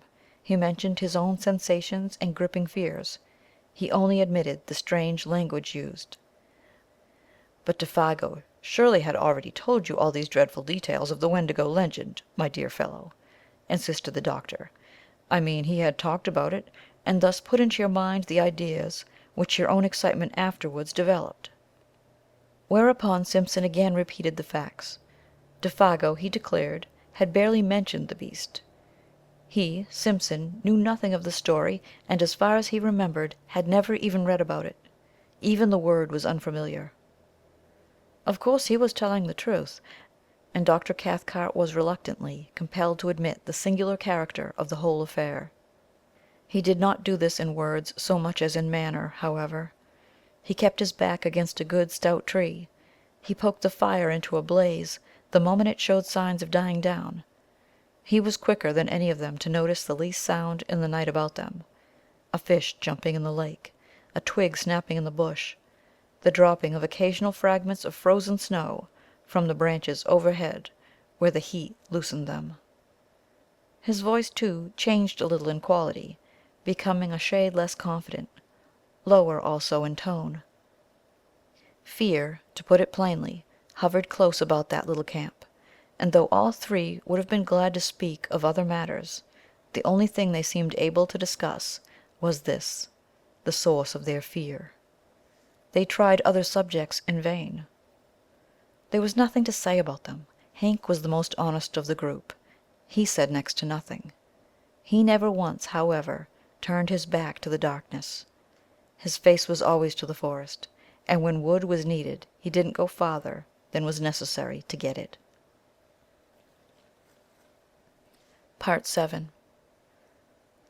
A wall of silence wrapped them in, for the snow, though not thick, was sufficient to deaden any noise, and the frost held things pretty tight besides. No sound but their voices and the soft roar of the flames made itself heard. Only from time to time something soft as the flutter of a pine moth's wings went past them through the air. No one seemed anxious to go to bed. The hours slipped towards midnight. "The legend is picturesque enough," observed the doctor, after one of the longer pauses, speaking to break it rather than because he had anything to say, "for the Wendigo is simply the call of the wild personified, which some natures hear to their own destruction." "That's about it," Hank said presently, "and there's no misunderstanding when you hear it. It calls you by name, right enough." Another pause followed. Then Dr. Cathcart came back to the forbidden subject with a rush that made the others jump. "The allegory is significant," he remarked, looking about him into the darkness, "for the voice, they say, resembles all the minor sounds of the bush, wind, falling water, cries of the animals, and so forth. And once the victim hears that, he's off for good, of course. His most vulnerable points, moreover, are said to be the feet and the eyes. The feet, you see, for the lust of wandering, and the eyes for the lust of beauty. The poor beggar goes out at such a dreadful speed that he bleeds beneath the eyes, and his feet burn." Dr. Cathcart, as he spoke, continued to peer uneasily into the surrounding gloom. His voice sank to a hushed tone. "The Wendigo," he added, "is said to burn his feet, owing to the friction apparently caused by its tremendous velocity, till they drop off, and new ones form exactly like its own." Simpson listened in horrified amazement, but it was the pallor on Hank's face that fascinated him most. He would willingly have stopped his ears and closed his eyes had he dared. "It don't always keep to the ground neither," came in Hank's slow, heavy drawl, "for it goes so high that he thinks the stars have set him all afire. And it'll take great thumping jumps sometimes, and run along the tops of the trees, carrying its partner with it, and then dropping 'em just as a fish hawk'll drop a pickerel to kill it before eating. And its food, of all the muck in the whole bush, is moss." And he laughed a short, unnatural laugh. "It's a moss eater, is the Wendigo," he added, looking up excitedly into the faces of his companions. "Moss eater," he repeated, with a string of the most outlandish oaths he could invent. But Simpson now understood the true purpose of all this talk. What these two men, each strong and experienced in his own way, dreaded more than anything else, was silence. They were talking against time. They were also talking against darkness, against the invasion of panic, against the admission reflection might bring that they were in an enemy's country, against anything, in fact, rather than allow their inmost thoughts to assume control. He himself, already initiated by the awful vigil with terror, was beyond both of them in this respect. He had reached the stage where he was immune. But these two, the scoffing, analytical doctor, and the honest, dogged backwoodsman, each sat trembling in the depths of his being. Thus the hours passed, and thus, with lowered voices and a kind of taut inner resistance of spirit, this little group of humanity sat in the jaws of the wilderness and talked foolishly of the terrible and haunting legend. It was an unequal contest, all things considered, for the wilderness had already the advantage of first attack, and of a hostage. The fate of their comrade hung over them with a steadily increasing weight of oppression that finally became insupportable. It was Hank, after a pause longer than the preceding ones that no one seemed able to break, who first let loose all this pent-up emotion in very unexpected fashion, by springing suddenly to his feet and letting out the most ear-shattering yell imaginable into the night. He could not contain himself any longer, it seemed. To make it carry even beyond an ordinary cry, he interrupted its rhythm by shaking the palm of his hand before his mouth. "That's for Défago," he said, looking down at the other two with a queer defiant laugh. "For it's my belief," the sandwiched oaths may be omitted, "that my old partner's not far from us at this very minute." There was a vehemence and a recklessness about his performance that made Simpson, too, start to his feet in amazement, and betrayed even the doctor into letting the pipe slip from between his lips. Hank's face was ghastly, but Cathcart's showed a sudden weakness, a loosening of all his faculties, as it were. Then a momentary anger blazed into his eyes, and he, too, though with deliberation born of habitual self-control, got upon his feet and faced the excited guide. For this was unpermissible, foolish, dangerous, and he meant to stop it in the bud. What might have happened in the next minute or two one may speculate about, yet never definitely know, for in the instant of profound silence that followed Hank's roaring voice, and as though in answer to it, something went past through the darkness of the sky overhead at terrific speed, something of necessity very large, for it displaced much air, while down between the trees there fell a faint and windy cry of a human voice, calling in tones of indescribable anguish and appeal: "Oh, oh, this fiery height! Oh, oh, my feet of fire, my burning feet of fire!" White to the very edge of his shirt, Hank looked stupidly about him, like a child. Dr. Cathcart uttered some kind of unintelligible cry, turning as he did so, with an instinctive movement of blind terror, towards the protection of the tent, then halting in the act as though frozen. Simpson alone of the three retained his presence of mind a little. His own horror was too deep to allow any immediate reaction. He had heard that cry before. Turning to his stricken companions, he said almost calmly: "That's exactly the cry I heard, the very words he used." Then lifting his face to the sky, he cried aloud: "Défago! Défago! Come down here to us! Come down!" And before there was time for anybody to take definite action one way or another, there came the sound of something dropping heavily between the trees, striking the branches on the way down, and landing with a dreadful thud upon the frozen earth below. The crash and thunder of it was really terrific. "That's him, s'help me God!" came from Hank, in a whispering cry half choked, his hand going automatically toward the hunting knife in his belt. "And he's coming, he added with an irrational laugh of horror, as the sounds of heavy footsteps crunching over the snow became distinctly audible, approaching through the blackness towards the circle of light. And while the steps, with their stumbling motion, moved nearer and nearer upon them, the three men stood round that fire, motionless and dumb. Dr. Cathcart had the appearance of a man suddenly withered. Even his eyes did not move. Hank, suffering shockingly, seemed on the verge again of violent action, yet did nothing. He too was hewn of stone. Little stricken children they seemed. The picture was hideous, and meanwhile, their owner still invisible, the footsteps came closer, crunching the frozen snow. It was endless, too prolonged to be quite real, this measured and pitiless approach. It was accursed. Part 8. Then at length the darkness, having thus laboriously conceived, brought forth a figure. It drew forward into the zone of uncertain light, where fire and shadows mingled, not 10 feet away, then halted, staring at them fixedly. The same instant it started forward again, with the spasmodic motion as of a thing moved by wires, and coming up closer to them, full into the glare of the fire, they perceived then that it was a man, and apparently that this man was Défago. Something like a skin of horror almost perceptibly drew down in that moment over every face, and 3 pairs of eyes shone through it as though they saw across the frontiers of normal vision into the unknown. Défago advanced, his tread faltering and uncertain. He made his way straight up to them as a group first, then turned sharply and peered close into the face of Simpson. The sound of a voice issued from his lips. "Here I am, Boss Simpson. I heerd someone callin' me." It was a faint, dried-up voice, made wheezy and breathless as by immense exertion.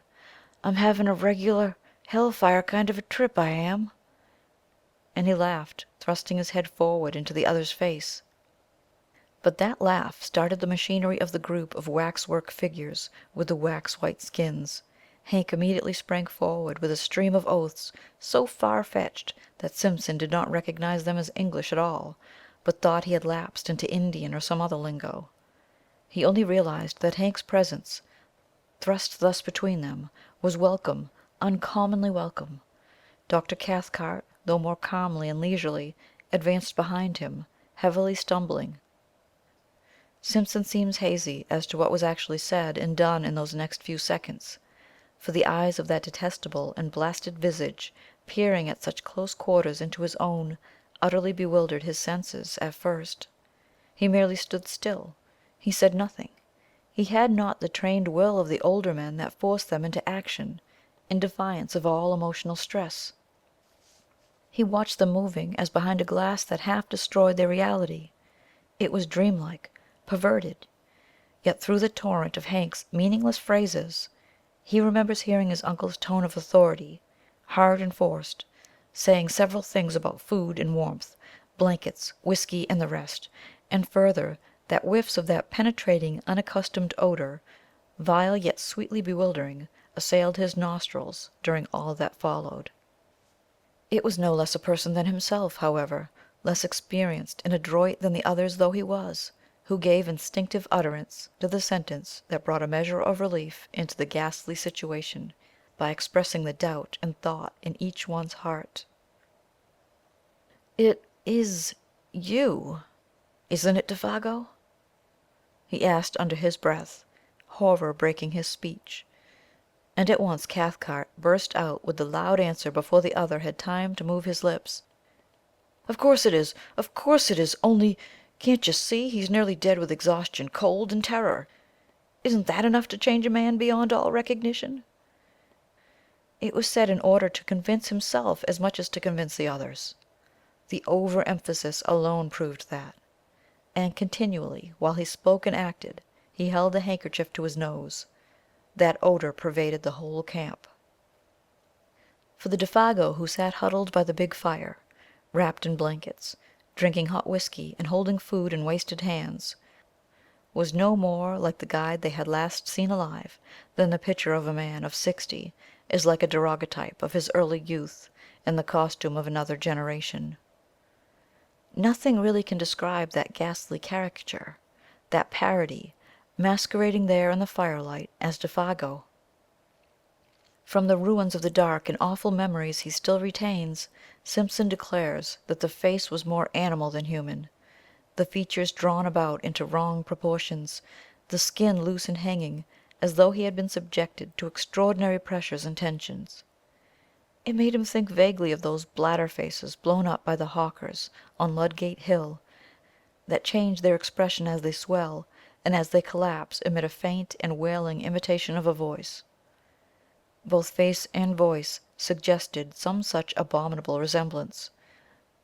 But Cathcart, long afterwards, seeking to describe the indescribable, asserts that thus might have looked a face and body that had been in air so rarefied that, the weight of atmosphere being removed, the entire structure threatened to fly asunder and become incoherent.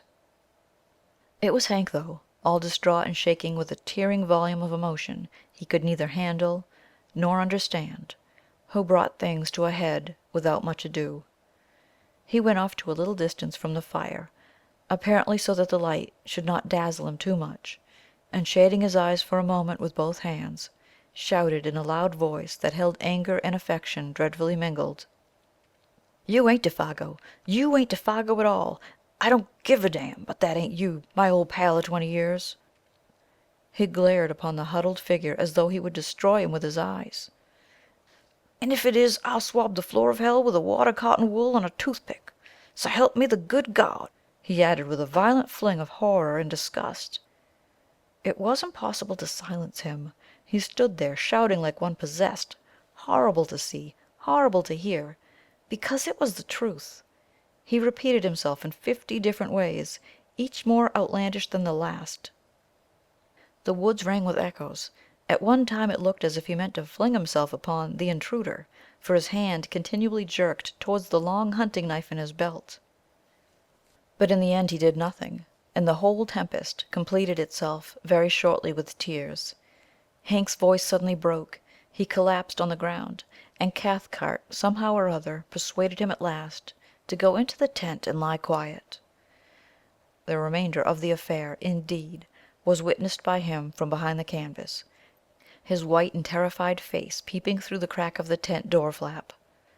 Then Dr. Cathcart, closely followed by his nephew, who so far had kept his courage better than all of them, went up with a determined air and stood opposite to the figure of Défago huddled over the fire.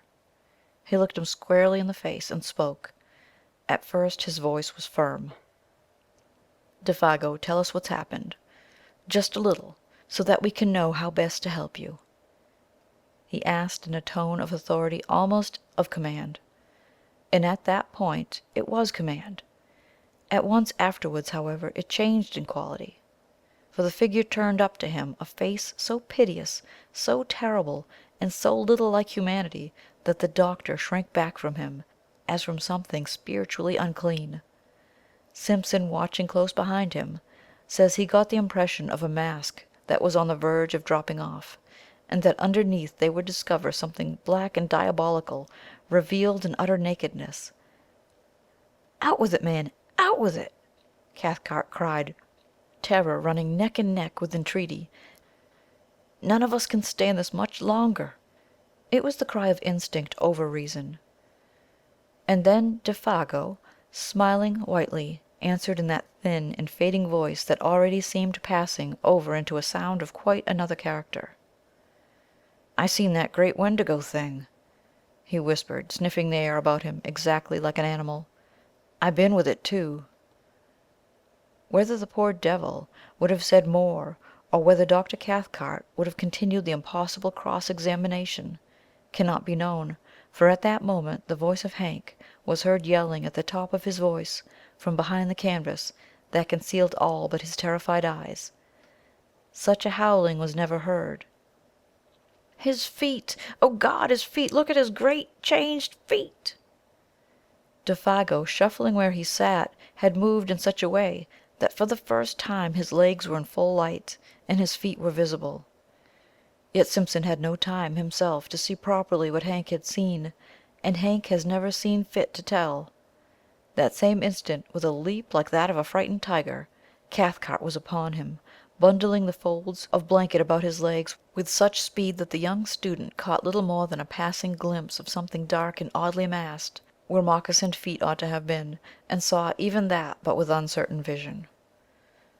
Then, before the doctor had time to do more, or Simpson time to even think a question, much less ask it, Défago was standing upright in front of them, balancing with pain and difficulty, and upon his shapeless and twisted visage an expression so dark and so malicious that it was, in the true sense, monstrous. "Now you seen it too," he wheezed. "You seen my fiery burning feet, and now, that is, unless you can save me and prevent, it's 'bout time for—" His piteous and beseeching voice was interrupted by a sound that was like the roar of wind coming across the lake. The trees overhead shook their tangled branches, the blazing fire bent its flame as before a blast, and something swept with a terrific, rushing noise about the little camp and seemed to surround it entirely in a single moment of time.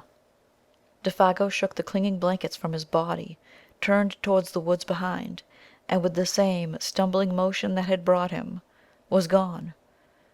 Gone before anyone could move muscle to prevent him.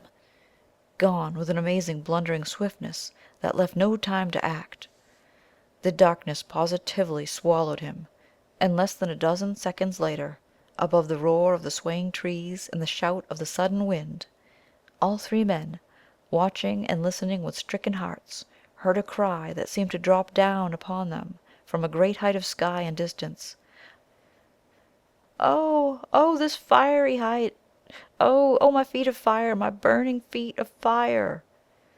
Then died away into untold space and silence. Dr. Cathcart, suddenly master of himself, and therefore of the others, was just able to seize Hank violently by the arm as he tried to dash headlong into the bush. "But I want to know, you," shrieked the guide. I want to see. That ain't him at all, but some devil that's shunted into his place."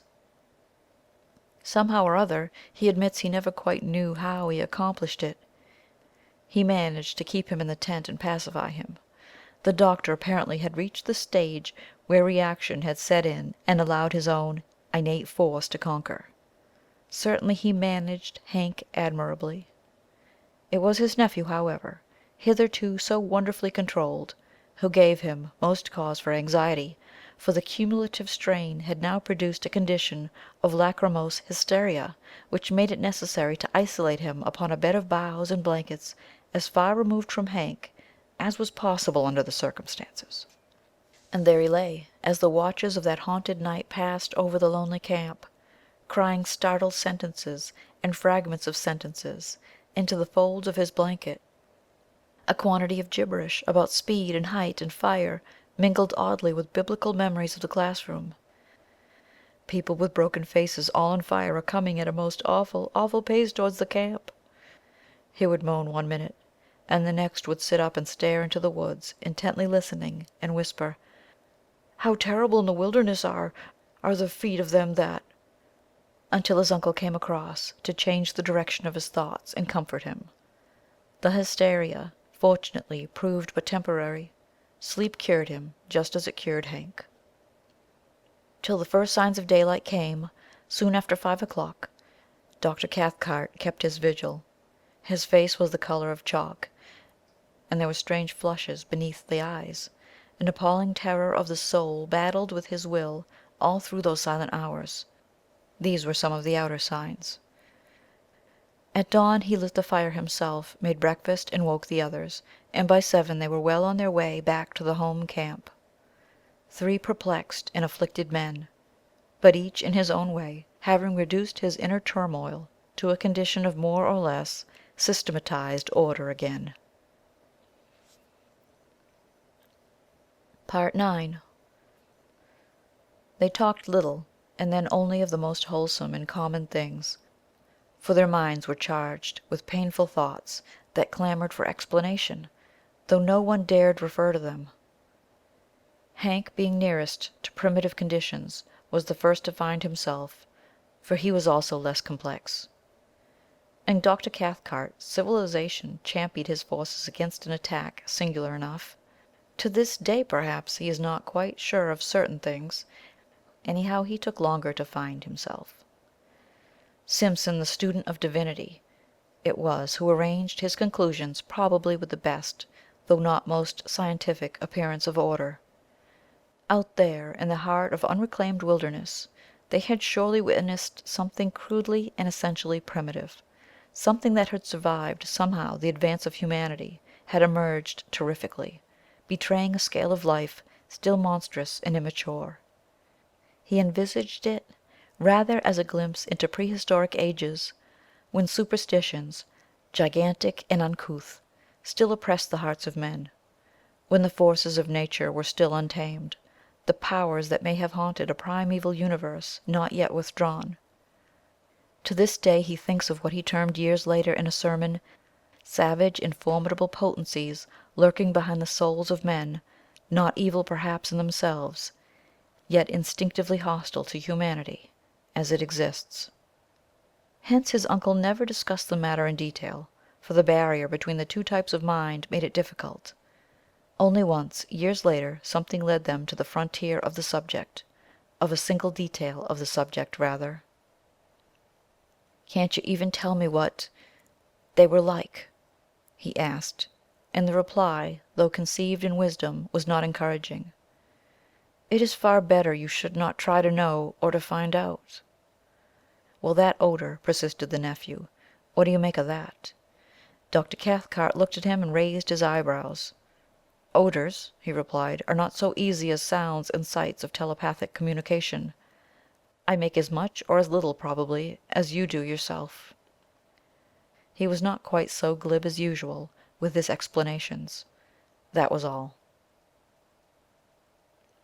At the fall of day, cold, exhausted, famished, the party came to the end of the long portage, and dragged themselves into a camp that at first glimpse seemed empty. Fire there was none, and no Punk came forward to welcome them. The emotional capacity of all three was too overspent to recognize either surprise or annoyance, but the cry of spontaneous affection that burst from the lips of Hank, as he rushed ahead of them towards the fireplace, came probably as a warning that the end of the amazing affair was not quite yet. And both Cathcart and his nephew confessed afterwards that when they saw him kneel down in his excitement and embrace something that reclined, gently moving, beside the extinguished ashes, they felt in their very bones that this something would prove to be Défago, the true Défago, returned. And so indeed it was. It is soon told. Exhausted to the point of emaciation, the French Canadian, what was left of him, that is, fumbled among the ashes, trying to make a fire. His body crouched there, the weak fingers obeying feebly the instinctive habit of a lifetime with twigs and matches. But there was no longer any mind to direct the simple operation. The mind had fled beyond recall, and with it too had fled memory. Not only recent events, but all previous life was a blank. This time it was the real man, though incredibly and horribly shrunken. On his face was no expression of any kind whatever, fear, welcome, or recognition. He did not seem to know who it was that embraced him, or who it was that fed, warmed, and spoke to him the words of comfort and relief. Forlorn and broken beyond all reach of human aid, the little man did meekly as he was bidden. The something that had constituted him individual had vanished forever. In some ways it was more terribly moving than anything they had yet seen. That idiot smile as he drew wads of coarse moss from his swollen cheeks and told them that he was a damned moss eater. The continued vomiting of even the simplest food, and worst of all, the piteous and childish voice of complaint in which he told them that his feet pained him, burned like fire, which was natural enough when Dr. Cathcart examined them and found that both were dreadfully frozen. Beneath the eyes they were faint indications of recent bleeding. The details of how he survived the prolonged exposure, of where he had been, or of how he had covered the great distance from one camp to the other, including an immense detour of the lake on foot, since he had no canoe, all this remains unknown. His memory had vanished completely, and before the end of the winter whose beginning witnessed this strange occurrence, Défago, bereft of mind, memory, and soul, had gone with it. He lingered only a few weeks. And what Punk was able to contribute to the story throws no further light upon it. He was cleaning fish by the lake shore about 5 o'clock in the evening, an hour, that is, before the search party returned, when he saw this shadow of the guide picking its way weakly into camp. In advance of him, he declares, came the faint whiff of a certain singular odor. That same instant old Punk started for home. He covered the entire journey of 3 days as only Indian blood could have covered it. The terror of a whole race drove him. He knew what it all meant. Défago had seen the Wendigo.